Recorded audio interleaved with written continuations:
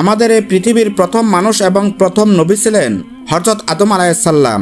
তার জীবন ছিল আল্লাহর পক্ষ থেকে অনেক শিক্ষা ও রহস্যে ভরা।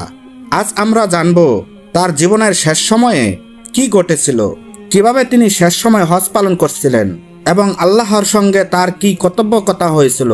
চলুন সেই পবিত্র কাহিনীর দিকে ফিরে যাই। বিশ্বজগতের সর্বপ্রথম নবী হযরত আদম আলাইহিসসালামের জীবনের শেষ সময়ে একদিন জিবরাইল আলাইহিসসালাম এসে তার মৃত্যুর পূর্বে আরেকবার হজ পালন করার পরামর্শ দিলেন। মৃত্যুর কথা শুনে হযরত আদম আলাইহিসসালামের অন্তরাত্মা কেঁপে উঠল। এরপর মৃত্যুর ভয় কাটিয়ে তিনি পবিত্র মক্কার উদ্দেশ্যে রওনা হলেন। অতঃপর হযরত আদম আলাইহিসসালাম যখন মক্কায় উপস্থিত হলেন, তখন ঊর্ধ্বলোক থেকে ফেরেশতারা অবতীর্ণ হয়ে তাকে অভ্যর্থনা জানিয়ে মক্কায় নিয়ে গেলেন। তারা হযরত আদম আলাইহিসসালামকে বললেন, আমরা 2000 বছর পূর্ব থেকে এই পবিত্র বাইতুল্লাহ তওয়াফ করে আসছি। তখন এই পবিত্র গৃহের নাম ছিল বাইতুল মামুর। চতুর্থ আসমানে ফেরেশতাদের ইবাদত করার জন্য একটি মসজিদ আছে, এর নাম বাইতুল মামুর। ঠিক বাইতুল মামুরের নিচে অবস্থিত বলে এই গৃহটিকে বাইতুল মামুর নামে অভিহিত করা হয়েছিল। হযরত আদম আলাইহিসসালাম মক্কা শরীফে হজ সমাপন করার পর জিবরাইল আলাইহিসসালাম তাকে আরাফাত ময়দানে নিয়ে গেলেন। সেখানে উপস্থিত হয়ে জিবরাইল আলাইহিসসালাম নিজ পালক দ্বারা হযরত আদম আলাইহিসসালামের পিঠে ঘর্ষণ করার সঙ্গে সঙ্গে তার পৃষ্ঠদেশ থেকে কোটি কোটি মানব সন্তান বের হয়ে বিশাল আরাফাত ময়দান পরিপূর্ণ হয়ে গেল। তিনি এই ঘটনায় অবাক হয়ে জিবরাইল আলাইহিসসালামকে প্রশ্ন করলেন, ভাই জিবরাইল, এরা কারা? জিবরাইল আলাইহিসসালাম বললেন, এরা সবাই আপনার বংশধরদের রূহ। হযরত আদম আলাইহিসসালাম জিজ্ঞেস করলেন, পৃথিবীতে এত লোকের বসবাস কি করে সম্ভব? তখন আল্লাহ তাআলার পক্ষ থেকে উত্তর এলো, হে আদম, আমি আগে এর একটা সুব্যবস্থা করে রেখেছি। হযরত আদম আলাইহিসসালাম জিজ্ঞেস করলেন, ইয়া রাব্বুল আলামিন, আপনি কি ব্যবস্থা করে রেখেছেন তা জানতে আমার খুব ইচ্ছে করছে। আল্লাহ তাআলা বললেন, হে আদম, আমি তাদের একসঙ্গে পৃথিবীতে পাঠাবো না। কেউ পৃথিবীতে আসবে এবং কেউ পৃথিবী থেকে বিদায় নিবে। হযরত আদম আলাইহিসসালাম আল্লাহকে পুনরায় জিজ্ঞেস করলেন, হে মহান রাব্বুল আলামিন, আমার বংশধররা কি অবস্থায় পৃথিবীতে জীবনযাপন করবে? আল্লাহ তাআলা বললেন, হে আদম, তোমার বংশধরদের সকলের অবস্থা একরূপ হবে না। তাদের মধ্যে কেউ মুমিন, কেউ কাফের, মুশরিক ও মুনাফিক হবে। আবার তাদের মধ্যে কেউ ধনী সুখী ও কেউ দরিদ্র দুঃখী হবে। অনেকের জীবন হাসি খুশিতে অতিবাহিত হবে, আবার কেউ চিরজীবন কান্নাকাটি করে অতিবাহিত করবে। হযরত আদম আলাইহিসসালাম আরজ করলেন, ইয়া রাব্বুল আলামিন, তাদের সকলের অবস্থা যদি একই রূপ হতো তবে সবচেয়ে ভালো হতো। আল্লাহ তাআলা বললেন, হে আদম, আমার বিধান তুমি মেনে নাও। যেহেতু আমার বিধান সম্পূর্ণ সঠিক ও ত্রুটিমুক্ত, আমি যদি সকলকে পৃথিবীতে একই শ্রেণীভুক্ত করে রাখি তবে পৃথিবী অচল হয়ে যাবে। একে অন্যকে শ্রদ্ধা ভক্তি করবে না, কেউ কারো দুঃখে দুঃখী হবে না, একে অন্যকে ভক্তি শ্রদ্ধা করবে না, স্নেহ করবে না, কেউ কারো প্রতি দয়া প্রদর্শন করবে না, কেউ কারো দুঃখে দুঃখী হবে না, কেউ কারো আদেশ পালন করবে না, এমনকি তারা আমাকেও মানবে না।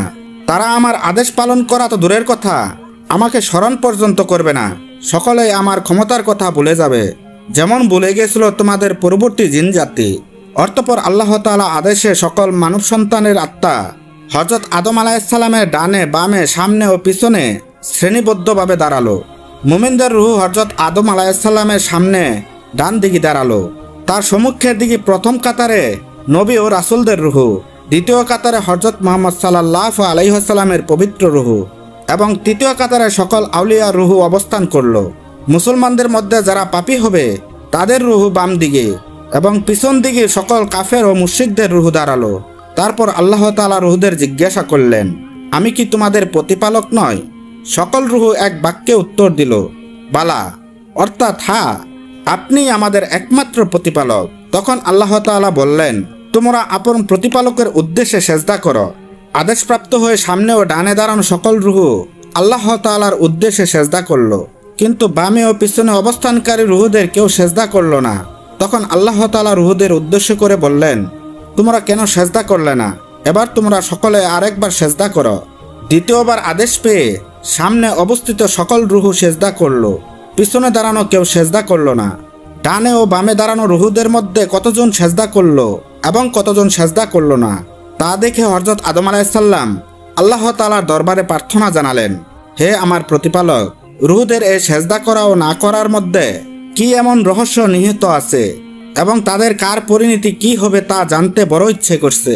আল্লাহ তাআলা বললেন, হে আদম, যারা প্রথম ও দ্বিতীয়বারে আমার আদেশ পালন করছে তারা মুমিন রূপে পৃথিবীতে আগমন করবে এবং মুমিন অবস্থায় পৃথিবী থেকে বিদায় নেবে। আর যারা আমাকে মোটে সেজদা করেনি তারা মুমিন রূপে জন্মগ্রহণ করেও শেষ পর্যন্ত কাফের অবস্থায় মৃত্যুবরণ করবে। আর যারা প্রথমবারে আমার আদেশ অমান্য করে দ্বিতীয়বারে আদেশ পালন করেছে তারা কাফের অবস্থায় জন্মগ্রহণ করে শেষ পর্যন্ত মুমিন হয়ে মৃত্যুবরণ করবে। হে আদম, যারা তোমার সামনে দাঁড়িয়েছিল তারা সকলে নবী, রাসূল ও আউলিয়াদের রূহ। যারা তোমার ডানে দাঁড়িয়েছিল তারা সকলে জান্নাতি। যারা তোমার পিছনে দাঁড়িয়েছিল তারা সকলে জাহান্নামী। যারা তোমার বামে দাঁড়িয়েছিল তাদের কেউ জান্নাতি এবং কেউ জাহান্নামী হবে। হযরত আদম আলাইহিস সালাম পুনরায় রূহদের প্রতি তাকিয়ে দেখলেন, তাদের মধ্যে কারো চেহারা চন্দ্র সূর্যের মতো উজ্জ্বল, কারো চেহারা তারকার মতো উজ্জ্বল, কারো চেহারা প্রদীপের মতো এবং কারো চেহারা দেখতে অসুন্দর ও কালো। তিনি জিজ্ঞেস করলেন, হে আমার প্রতিপালক, রূহদের চেহারা এরূপ বিভিন্ন আকৃতি হওয়ার কারণ কি? আল্লাহ তাআলা বললেন, যাদের চেহারা চন্দ্র ও সূর্যের মতো দেখাচ্ছে তারা তোমার বংশধরদের মধ্যে নবী ও রাসূল হবে। যাদের চেহারা তারকার মতো দেখাচ্ছে তারা আমার আউলিয়া হবে। যাদের চেহারা প্রদীপের মতো দেখাচ্ছে তারা আমার পুণ্যবান বান্দা হবে। আর যাদের চেহারা কালো ও দেখতে অসুন্দর তারা আমার নাফরমান বান্দা, কাফের, মুশরিক ও মুনাফিক হবে। তারপর হযরত আদম আলাইহিস সালাম দেখতে পেলেন তার সামনে ডান দিকে অবস্থিত একটা উজ্জ্বল নুরানি চেহারার রূহ অত্যাধিক করুণ কণ্ঠে কান্নাকাটি করছে। তিনি আল্লাহ তাআলার কাছে বিনীতভাবে বললেন, হে আল্লাহ, ক্রন্দনরত রূহটি কার, যার প্রতি আমি আকৃষ্ট হতে বাধ্য হয়েছি? আল্লাহ তাআলা বললেন, সে তোমারই সন্তান এবং আমার নবীদের মধ্যে একজন নবী। সেও দুনিয়াতে তোমার মতন অত্যাধিক ক্রন্দন করবে। তার নাম দাউদ। হযরত আদম আলাইহিস সালাম বললেন, মাবুদ, আমার ছেলে দাউদের হায়াত আপনি কত বছর নির্ধারণ করেছেন? তখন আল্লাহ তাআলা বললেন, হে আদম, তোমার সন্তানের হায়াত মাত্র 40 বছর। তখন আদম আলাইহিস সালাম বললেন, হে আল্লাহ, আমার হায়াত কত বছর? তখন আল্লাহ তাআলা বললেন, হে আদম, তোমার হায়াত 1000 বছর। তখন আদম আলাইহিস সালাম বললেন, মাবুদ, এত ফুটফুটে সুন্দর আমার ছেলে, মাত্র 40 বছর হায়াত। হে আল্লাহ রাব্বুল আলামিন, আমার ছেলের হায়াত আপনি বৃদ্ধি করে দেন। তখন আল্লাহ তাআলা বললেন, হে আদম, বাড়ানো যাবে না, তার হায়াত খাতায় লেখা হয়ে গেছে, কলম তুলে নেওয়া হয়েছে, আর কালি শুকিয়ে গিয়েছে, আর কিছুই করা যাবে না। তখন আদম আলাইহিস সালাম বললেন, হে মাবুদ, আমাকে কেন 1000 বছর হায়াত দিলেন? আমার এই সুন্দর ফুটফুটে ছেলেটিকে মাত্র 40 বছর হায়াত কেন দিলেন? ও মাবুদ, আমার 1000 বছর দরকার নেই। 1000 বছর থেকে 60 বছর আমি আমার ছেলেকে প্রদান করলাম। আপনি মেহেরবানি করে তা মঞ্জুর করুন। আল্লাহ তাআলা আদম আলাইহিস সালামের প্রার্থনা মঞ্জুর করে তার জীবনকাল 940 বছর করে দাউদ আলাইহিস সালামের আয়ুকাল 40 বছর থেকে 100 বছর করলেন। অতঃপর বেশ কিছু বছর পর একদিন হযরত আদম আলাইহিস সালাম তার নিজ কক্ষে বিশ্রাম করছিলেন। এদিকে 940 বছর পূর্ণ হলে হযরত আদম আলাইহিস সালামের মৃত্যুর সংবাদ নিয়ে হযরত আজরাইল আলাইহিস সালাম উপস্থিত হলেন। কিন্তু হযরত আদম আলাইহিস সালাম তাকে বাধা প্রদান করলেন এবং বললেন, আমার পৃথিবীর জীবনকাল 1000 বছর, এর মধ্যে 940 বছর গত হয়েছে এবং এখনো 60 বছর বাকি আছে। আজরাইল আলাইহিস সালাম বললেন, আপনি আপনার আয়ুকাল থেকে 60 বছর আপনার বংশধর দাউদকে প্রদান করেছেন, তা কি আপনার মনে নেই? হযরত আদম আলাইহিস সালাম বললেন, আমার তো সেসব কথা কিছুই মনে নেই। তুমি আরো 60 বছর পর আমার মৃত্যুর পুরাণা নিয়ে এসো। আজরাইল আলাইহিস সালাম আল্লাহ তাআলার নিকট সংবাদ জানালেন। আল্লাহ তাআলা বললেন, আমার বান্দা আদম এই মুহূর্তে যদি পৃথিবী হতে আসতে না চায় তবে 60 বছর পরেই তার রূহ কবজ করো। কিন্তু দাউদকে আমি যে 60 বছরের হায়াত বৃদ্ধি করে দিয়েছি তা বহাল থাকবে। আমার দরবারে কোনো কিছুই কমতি নেই। অতঃপর হযরত আদম আলাইহিস সালাম শেষবারের মতো হজ পালন করলেন। মক্কা শরীফ থেকে রওনা হয়ে পুনরায় তার নিজ গৃহে এসে বসবাস করতে লাগলেন এবং 1000 বছর পর পৃথিবীর মায়া ত্যাগ করে চিরনিদ্রায় শায়িত হলেন। হযরত আদম আলাইহিস সালামের জীবনে এই ঘটনা আমাদের শিক্ষা দেয় যে আল্লাহ তাআলা তার প্রতিটি কাজের পিছনে আছে এক বিশেষ উদ্দেশ্য। আমরা যেন সবসময় আল্লাহর উপর ভরসা করি, তার হুকুম মানি এবং ভালো কাজের মাধ্যমে তার সন্তুষ্টি অর্জন করার চেষ্টা করি। আল্লাহ আমাদের সবাইকে হেদায়েত দান করুন, আমিন। বন্ধুরা, যদি এই গল্পটি আপনাদের ভালো লেগে থাকে তাহলে দয়া করে একটি লাইক দেন, কমেন্ট করুন এবং আপনার বন্ধুদের সাথে শেয়ার করুন।